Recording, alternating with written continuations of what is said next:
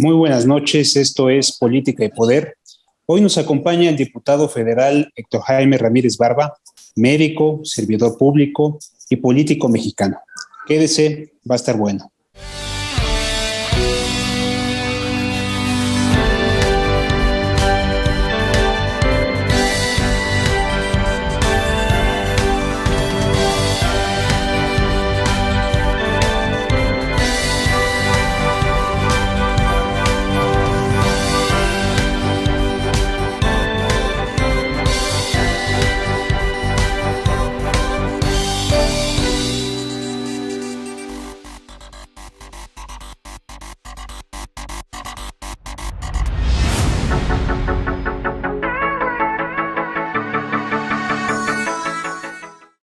Pues muy buenas noches, Héctor Jaime, qué gusto tenerte, qué gusto volverte a ver. Hace algunos años tuvimos la oportunidad de coincidir en batallas por la salud pública. Eres un legislador experimentado, alguien que ha dado la batalla permanente por la salud de los mexicanos. Me da mucho gusto que estés en este espacio con nosotros. Chu, muchas gracias. Un placer volver a conversar contigo. Evidentemente, siempre trabajando a favor de la salud. En aquel entonces, con el tabaco y el efecto dañino en el organismo, en aquel que lo fuma, por supuesto. Y ahora pues estamos en otros temas. Tu programa muy correcto, muy apropiado y obviamente agradezco mucho la invitación. No, hombre, para nosotros es un privilegio, para el auditorio, que puedas compartir con nosotros algunas reflexiones. Eres una persona que tiene un panorama, pues me parece muy completo de lo que está pasando en el país en materia de salud pública.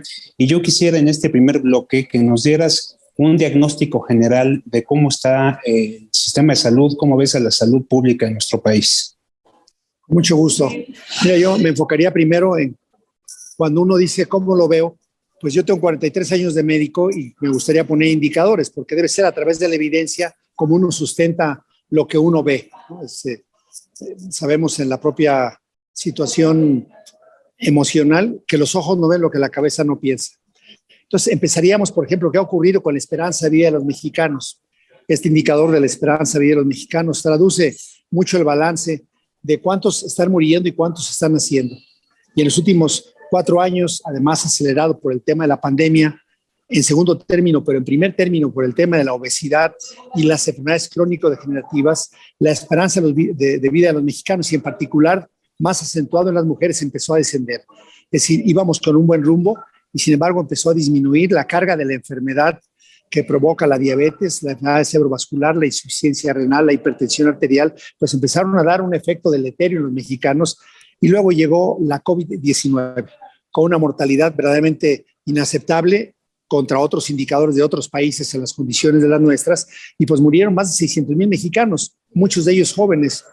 Recordarle a la gente que nos escucha que la esperanza de vida se mide entre la edad que tú tienes y lo que puede ocurrir, lo que podrías haber llegado en el caso de los varones 74 años, en el caso de las mujeres 78 y se va descontando, acumulas cuántos años se perdieron y entonces esto habla del éxito o del fracaso de la salud pública. Además de la muerte por COVID, pues la mala política pública, creo yo, en el tema de la reconversión hospitalaria. ¿Ves? Porque sobre las rodillas y sin un plan de acción adecuado, se empezaron a reconvertir hospitales sin preguntarse, oye, ¿y el que venía normalmente aquí a atenderse del cáncer, dónde se va a atender? Oye, el que venía a atenderse aquí de un infarto al miocardio, ¿dónde se va a atender?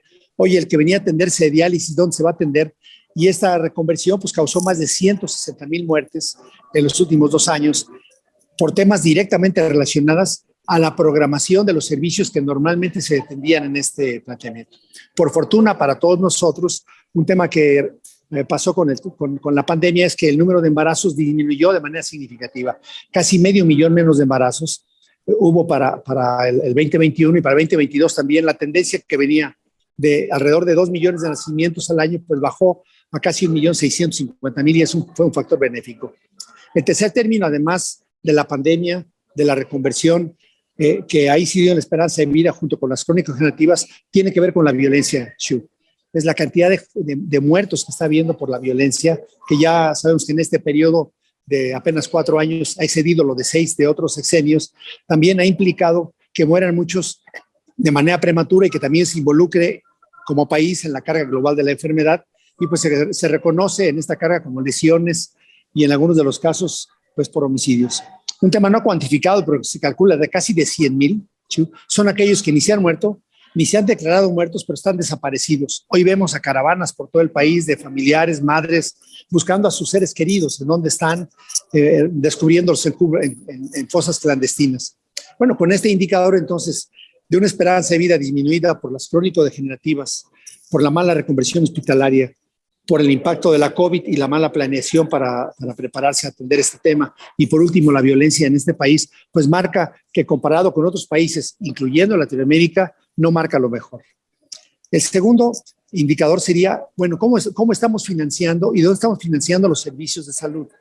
Y entonces nos encontramos que este país, primero, comparado con la OCDE y comparado con toda Latinoamérica, es el que menos le dedica del gasto público a la salud. El pico fue en el año 2016 con el presidente Peña Nieto, que se dedicaban 2.8 puntos del PIB. Bueno, ya en este momento estamos en 2.4 del PIB, es decir, 6 años consecutivos con menor cantidad para la población no derechohabiente. Esto hace entonces que es un tema complejo porque aún del presupuesto público a la salud, tú sabes que casi el 50% se lo lleva el IMSS. Una parte importante, la Sedena, el ISSSTE, Petróleos Mexicanos, Pemex, los ISSSTEs de los estados que son grandes, como el ICEMIN en el Estado de México, el ISSSTESON en Sonora. Estos ISSSTEs se llevan dinero y queda muy poco recurso para la población asegurada. Es decir, hoy de casi 800,000 millones de pesos, solamente 120,000 le competen al INSABI, que es el responsable ahorita de atender, en teoría, a una gran cantidad de la población. Y ahora el IMSS Bienestar, que tenía el ramo 19, que sigue teniendo la misma cantidad que tenía, que son alrededor de 19,000 millones más 10,000 que se dio en este ejercicio 2022, sacándole dinero al Fondo de Gastos Catastróficos para entregarle al IMSS Bienestar y que empezara a manejar los servicios de salud en aquellos estados pequeños como es Tlaxcala, Coahuila y Nayarit. Entonces el financiamiento va a la baja, no alcanza para todo y con esto pasaría a la tercera etapa. Es decir, si no hay financiamiento, si está disminuyéndose mucho la esperanza de vida y la calidad que esto implica, ¿hay algún programa presupuestario que ellos hayan modificado para atender lo crónico degenerativo? ¿Hay algún programa de política pública para que disminuya la mortalidad? ¿Hay algún programa de política pública para hacer más infraestructura y más equipamiento? Y nos encontramos con que no, porque aún el dinero ordinario se fue redirigido a dos grandes partidas. La primera partida fue a compra de medicamentos. Y sin embargo, en 4 años llevan 4 licitaciones fracasadas. La gente se queja mucho de esto y el espejo se vio claramente con la encuesta de ingreso y gasto en los hogares. La gente está gastando mucho más de sus bolsillos para poder pagar los medicamentos y atenderse en los hospitales. Esta la encuesta lo demostró y sabemos pues que el éxito cuando ellos presentan los informes es decir, vamos a surtir 300 millones de medicamentos, pero no le dicen a la población que este país ocupa más de 2,000 millones de piezas de medicamentos. Entonces, ha habido pocos medicamentos, no se ha contratado personal en 4 años. En los informes oficiales de la Presidencia de la República se han contratado 10,011 médicos.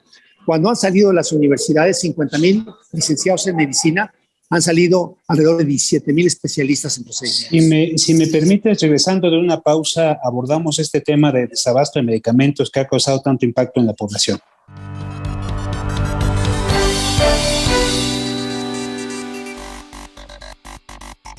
Hola, ¿cómo están? Buenas noches. Hola amigos, bienvenidos a Desarrollo Humano. Soy Gaby Soule.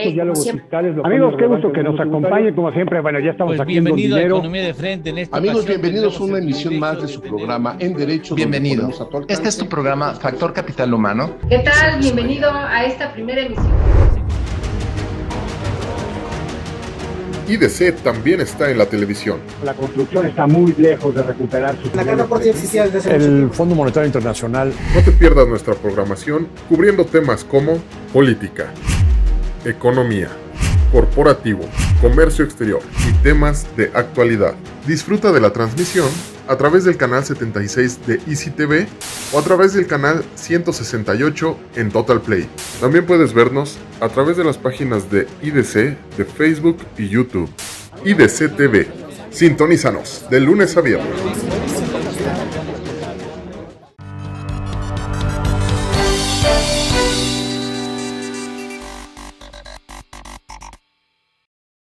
Muy interesante este diagnóstico inicial que nos das. Hablabas ahorita del desabasto de medicamentos, Héctor Jaime, también de que no a todos los egresados de la carrera se les ha contratado, algunas problemáticas relacionadas con el INSABI, que estamos un poquito a la expectativa de qué va a pasar con este instituto ahora que se ha anunciado el crecimiento o el empoderamiento de IMSS Bienestar. Si quieres concluir la idea que estábamos abordando antes de la pausa. Sí, como no comentábamos del diagnóstico del sistema de salud, vemos entonces unas instituciones que no han podido organizarse en 4 años para saber quién entrega los servicios de salud, que tienen poco financiamiento y el poco que tienen, y aquí también hay que decir que no es culpa de ellos totalmente, pues que no han, con el recurso que tienen, no han podido ser capaces de acercarse a los medicamentos, de acercarse a los insumos, de contratar personal, porque dependen de otras dependencias. Yo te recuerdo que el primer acto que hizo el presidente López Obrador al llegar al gobierno fue cambiar la ley orgánica del Poder Ejecutivo. Y algunas de las funciones que eran claves de la Secretaría de Salud, en tanto papel rector y coordinador de mesas de negociación de precios, el Instituto Mexicano del Seguro Social, que tenía un mecanismo de compra validado, reconocido por la OCDE, por Transparencia Internacional, pues les quitó toda la facultad de comprar nada y lo mandó a la Oficialía Mayor de Hacienda, pues que no tenían experiencia en lo complejo que significa preparar un sistema de abasto de medicamentos, pues que requiere conocer desde la última zona rural de este país hasta el hospital más complejo de alta especialidad, porque el catálogo de insumos, el catálogo de medicamentos, pues es verdaderamente amplio. Y no pensaban... Perdón que te interrumpa, pero que ahora además quieren mandar a función pública, ¿no? Es uno de los temas que les va a tocar discutir en el próximo periodo ordinario. Claro, pero nomás habla en las 3 ocasiones. Fíjate, primero dijeron que iban a ser ellos, la Oficialía Mayor de Hacienda. Luego no pudieron, lo regresaron al ISABI. No pudo, luego contrataron una oficina, la UNOPS, gastando una cantidad millonaria. La UNOPS tampoco pudo y ahorita ya el IMSS está liberando cartas en el 2022 a sus delegaciones, compren como puedan, porque si el gobierno federal no está cumpliendo, pues realmente la institución, como es una institución de seguridad, pues debe de proveer a la gente que le está pagando una cuota por tener ese seguro, ¿ves? Entonces, realmente ha sido un caos en este tema y al fracasar los insumos hasta ahorita, digo, hay datos oficiales de lo que están dejando de gastar. Para que tengas una idea, el año pasado, a la Coordinación de Institutos Nacionales le dieron más de 8,700 millones de pesos para comprar. Nomás ejercieron 1,000 millones de pesos. Imagínate lo que significan hospitales de tercer nivel que no pueden comprar stents, que no pueden comprar servicios adicionales para entregar nutrición, para entregar quimioterapias, para entregar servicios de telemedicina, etcétera. Pues fue un fracaso. Este año, de los 58,000 millones de pesos que tenía que haber gastado en ISABI hasta abril, en el informe de Hacienda, no ha ejercido 18,000 millones. Pues una tragedia conjunta entre no saben comprar, no saben planificar, no saben gastar y pero le siguen echando la culpa a los de atrás. Hace rato en la Comisión de Salud que estábamos sesionando, les decía, oigan, hay que poner que vengan a explicarnos por qué no están ejerciendo el dinero. Pero Morena, durante estos 4 años en el Congreso, no permite que avance ningún tema. Bueno, te voy a dar 2 ejemplos. Nunca se ha tratado el tema de la pandemia en la Comisión de Salud de la Cámara de Diputados. Nunca se ha tratado la pandemia. Nunca se ha tratado el tema porque hemos puesto las denuncias formales en el Pleno y en la Comisión por escrito y no permiten que se trate el tema y menos de visión frente a la ciudadanía.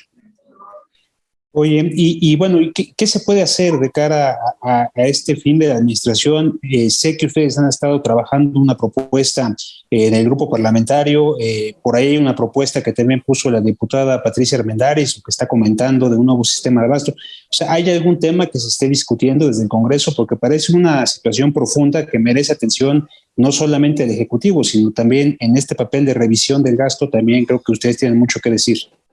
Por supuesto, mira, hay 3 grandes ideas sobre las cuales estamos trabajando y proponiendo. La primera es dialoguemos. Fíjate qué cosa tan absurda hoy. La idea es, oiga, vamos a sentarnos a dialogar en serio, sin cámaras, para que no sea un protagonismo de ningún actor. Y veamos puntualmente realmente quién va a operar el servicio de salud. Porque no sabemos quién lo está operando. ¿Quién es el que va a proveer a esa persona que dice la Constitución tiene derecho que le den los medicamentos? Porque el dar los medicamentos significa planear qué padecimientos va a cubrir de a de veras el sistema de salud con el poco dinero que tiene. Luego, se necesita más financiamiento, tendrá que ser todo público o también podría haber aportación privada. O sea, el hecho que pueda haber un coaseguro, que puedas poner tus recursos de la parte para que tengas lo que había antes en algunas famosas cuotas de recuperación, ¿ves? Porque cubría una parte, el gobierno cubría una gran parte, pero ahorita el paciente, el más pobre, es el que está cubriendo más partes. Entonces, yo sí creo que en este tema debemos de buscar muy bien cómo hacemos que el financiamiento sea para un sistema único de salud. Y que aprovechemos la infraestructura para que con banca de segundo piso, si cerca está una unidad que pueda dar el servicio, pues te lo entregue. Luego, en el tema de abasto de medicamentos, nos queda claro que tenemos mucha experiencia en México y que regresando al sistema federal, que ellos lo manejen, que lo maneje el Seguro Social, que se maneje con instituciones internacionales, pues se pueda volver a construir. Porque dos cosas ocurrieron. La primera es que compraron mucho menos y más caro. Y la segunda es que una vez que lo compraron, no sabían que había que distribuirlo.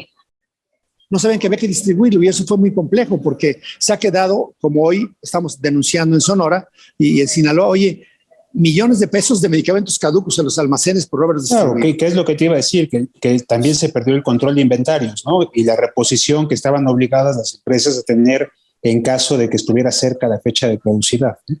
Por supuesto, y tenemos más de 37 iniciativas. Con Pati Armendáriz estamos trabajando juntos en cómo podemos visibilizar simplemente que el sector federal, que era muy fortalecido en eso, vuelva a regresar.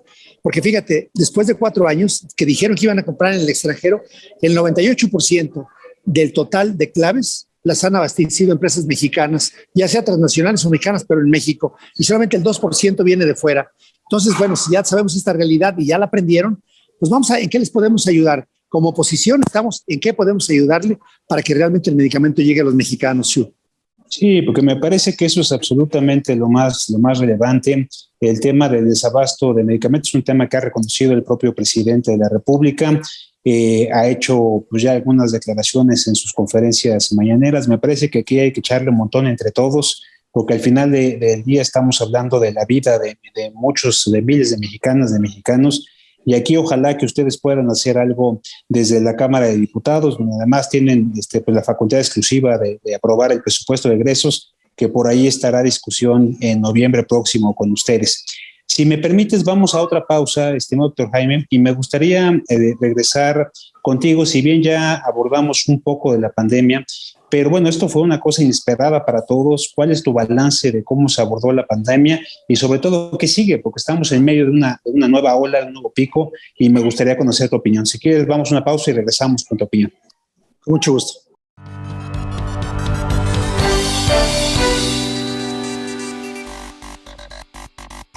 Hola, ¿cómo están? Buenas noches. Hola amigos, bienvenidos a Desarrollo Humano. Soy Gaby Soule. Amigos, qué gusto que nos acompañen como siempre. Bueno, ya estamos aquí en bienvenido dinero. a Economía de Frente. En esta Amigos, ocasión bienvenidos a una tendremos emisión más de su programa En Derecho. Bienvenido. Este es tu programa Factor Capital Humano. ¿Qué tal? Bienvenido a esta primera emisión. IDC también está en la televisión. La construcción está muy lejos de recuperar su... La carga por sí existía desde hace El Fondo Monetario Internacional. No te pierdas nuestra programación cubriendo temas como política, economía, corporativo, comercio exterior y temas de actualidad. Disfruta de la transmisión a través del canal 76 de Easy TV o a través del canal 168 en Total Play. También puedes vernos a través de las páginas de IDC, de Facebook y YouTube. IDC TV. Sintonízanos de lunes a viernes.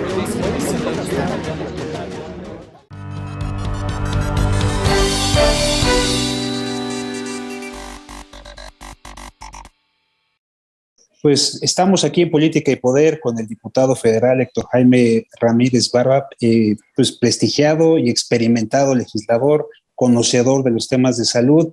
Y para cerrar en este último bloque, pues me gustaría platicar contigo un poco cómo has visto la pandemia, cómo has visto la respuesta del gobierno mexicano, qué podemos esperar. Estamos en medio de un nuevo brote, de un nuevo pico de contagios. Pues tú como médico y como experimentado legislador, ¿qué nos puedes comentar al respecto de este enorme reto que le tocó sin duda enfrentar al mundo y al país en lo particular? Mira, primero señalarte que una parte que se ha perdido de la visión es qué significa Sistema Nacional de Salud. Porque todo el mundo piensa que el Sistema Nacional de Salud lo va a dar el INSABI, cuando este país en el sector privado maneja una cantidad similar a la del sector público. Es decir, el total de lo invertido en público en México se dice que 5.8, sin más que la mitad de eso lo pagamos del bolsillo. Y eso está desaparecido, Shuik. Es un tema que tú insististe mucho cuando fuiste diputado en la Asamblea y insistíamos que si una persona tiene la capacidad económica para atender a un buen sistema privado, pues ¿por qué no hacerlo? Si un sistema público no tiene infraestructura en un lugar y hay un sistema privado, ¿por qué no hacer un convenio de colaboración? Como se dio en la pandemia. En la pandemia quedó demostrado que los hospitales privados apoyaron muchísimo en esta reconversión para que aquella paciente con una cesárea que requería atención de un parto y no había lugar porque ese hospital dijeron que era COVID, pudiera ir a un hospital privado cercano y se atendiera. Es decir, que si ponemos la salud en el centro, podemos hacer que se conjugue en abasto, en repartición, en logística, en mantenimiento, en padecimientos tan complejos desde el cáncer, la insuficiencia renal, hasta enfermedades raras, si se hace la convergencia de lo público, lo privado, y como se creó este país, Chu, se creó con la asistencia social. ¿Cuántas ONGs tú no trabajas con ellos? Te das cuenta que es a veces el único conjunto de seres humanos mexicanos que le tiende la mano a otro enfermo, desde hasta el bien morir, hasta a expertos como FUCAM en el cáncer de mama, y te puedo hablar un sinfín de sociedades que las hemos como que perdido de vista y habría que reforzarlas. Y en el caso de la pandemia, lo que ocurrió con esta desgracia de estructura no tan bien diseñada por ellos y pensaban que sobre la rodilla le iban a corregir. Primero, que presupuestalmente, hubo un austericidio republicano, es decir, le bajaron el presupuesto a la Dirección General de Epidemiología, que es la que tenía que estar al pendiente con los laboratorios estatales de qué virus circulaban y qué no. Segundo, pues que perdió la batalla a Santa Cristina Laurel, que era la que programaba esta estructura gubernativa del sistema de salud, y Hugo López Gatell pues, le quedó todas las funciones de la Secretaría en función de secretario realmente. Entonces abatieron al Consejo de Salud General y nunca planearon, nunca diseñaron y nunca actuaron con el tiempo suficiente para saber que esa amenaza que había estado el 31 de diciembre ya a la vista de todo el mundo en China, dio apenas el 30 de marzo la señal de alerta del Consejo de Salud General, 3 meses después, inconcebible. De ahí para el real, pues cualquier indicador comparado contra otro país de nuestro tamaño, contra otro país de nuestro ingreso, contra otro país de la infraestructura, contra otro país de los números de médicos, pues marca que el manejo de la pandemia fue realmente muy malo. Pero la pregunta, bueno, ya murieron. ¿Hemos aprendido de ella? Y la respuesta es no. En el presupuesto de egresos 2022 de este año, volvió a pasar lo mismo. Es decir, y no solamente en el tema de la vacuna, sino en el tema de la investigación, en el tema de la asistencia, en el tema de la docencia, en el tema de la colaboración con las instituciones, ¿ves? Porque todavía hoy vemos asincronía entre las autoridades de salud. Los ayuntamientos, los más de 2.400 por un lado, los gobiernos estatales que no saben si con el INSABI o no sabe o sí sabe, y aquellos gobiernos estatales están manejándose. El IMSS que hace pruebas en León, Guanajuato y que se las validan en La Raza y llegan 8 días después de haberse infectado un paciente, ¿cómo que ya para qué serviría? Y los sistemas de información muy malos. Yo sí creo que hay muchos aprendizajes que tendríamos que impulsarlos ya. Por eso hemos pedido en el Congreso que pudiéramos sentarnos a decir, ¿por qué nos pasó que se murieran tantos médicos? ¿Por qué nos pasó que no teníamos ni siquiera una fábrica de cubrebocas en México? ¿Por qué los que teníamos los mandamos? ¿Qué pasó con ese organismo que era un Consejo de Seguridad Nacional en Salud? No había tenido en sus almacenes lo que debió haber tenido por ley, porque llegando ellos lo desaparecieron. No teníamos ventiladores, no teníamos hospitales móviles, lo que marcaba la ley, que lo teníamos preparado desde hace 10 años, ¿ves? Entonces, si hay temas de aprendizaje, yo lo veo con mucho optimismo y con mucho espíritu, porque México demostró resiliencia, México demostró muchos profesionales muy capaces y que cuando opinaban, al gobierno no le gusta la crítica. ¿Ves? Cuando tú veías a Francisco Moreno opinar o veías tú a Alejandro Macías, que son del Sistema Nacional de Investigadores nivel 3, o cuando veías toda la UNAM opinar y no le gustaba al gobierno, eran descalificados. Por eso te digo que el primer reto es diálogo. El segundo reto es el Sistema Nacional de Salud en su conjunto, con todos los sectores. Y el tercero, y ahí te va a tocar parte de tu responsabilidad, es que la gente que ha tenido ya una función parlamentaria en gobierno, sabiendo cabildear, y ahora con tus empresas, y ahora como un mecanismo excelente de divulgación, participen mucho más. Tú tienes mucho que decir ahora con el tema, por ejemplo, no puedo decir, se murió más porque fumaba. Oiga, a ver, ¿y qué esfuerzo real se hizo para que dejara de fumar? Oiga, ¿y realmente los vapeadores, cigarros eléctricos, son de menor riesgo o son igual de dañinos? Oiga, ¿y cómo vamos a hacerle? O sea, todas esas preguntas que debemos de participar mucho más como sociedad. Yo sí creo que un aprendizaje es que todo mundo, y más aquellos que han tenido la bendición de tener como tú mucha educación, de formarse en instituciones como el ITAM, de haber sido legislador, pues, y además, fíjate, ayer aprobamos en la Comisión de Ciencia lo que tú estás haciendo ahorita. Dijimos, oigan, ¿qué les parece que en medios oficiales la gente que ha hecho las cosas nos diga cómo lo vivió y cómo lo ha visto 10 años después? A mí me encantaría verte, aportándole a la sociedad como lo está haciendo este programa. Y obviamente ojalá que esta entrevista no sea la primera ni la última para dialogar en temas específicos. Yo creo que el aprendizaje de la pandemia o la gran lección es que nos volvió a poner a la salud en el centro, ¿no? Que habíamos un poquito soslayado la importancia de la salud y en ese sentido pues creo que hay mucho que hacer y como bien dices, nos toca a todos desde el sector gubernamental, el sector privado, sociedad civil, medios de comunicación y de verdad ha sido pues, un privilegio platicar contigo. Para cerrar este programa tenemos una sección que se llama Bote Pronto. Te voy a dar 6 conceptos muy generales y lo que quisiera es que me regales lo primero que se te viene a la mente. Empezaría por ser diputado federal. Un honor para la gente que me hace honor. Partido Acción Nacional. Bien común como su medio central de referencia. Morena. Hoy me parece que ni partido y retroceso. Marco Cortés. Un líder que ha congeniado con todo el mundo y ha puesto a votación en todo el país sus decisiones. Va por México. Necesarísimo para el 2024. Guanajuato. Grandeza de todos. Querido doctor Jaime, qué gusto estar contigo esta noche. Te aprecio mucho que hayas estado en Política y Poder con nosotros. Muchas gracias a quienes nos vieron. Sí, muchas gracias. Un abrazo. Abrazo fuerte. Pues espero que esta conversación sobre cómo está el país en términos de salud pública le haya sido útil. Seguiremos abundando en este y otros temas de relevancia nacional aquí en Política y Poder. Los esperamos para la próxima.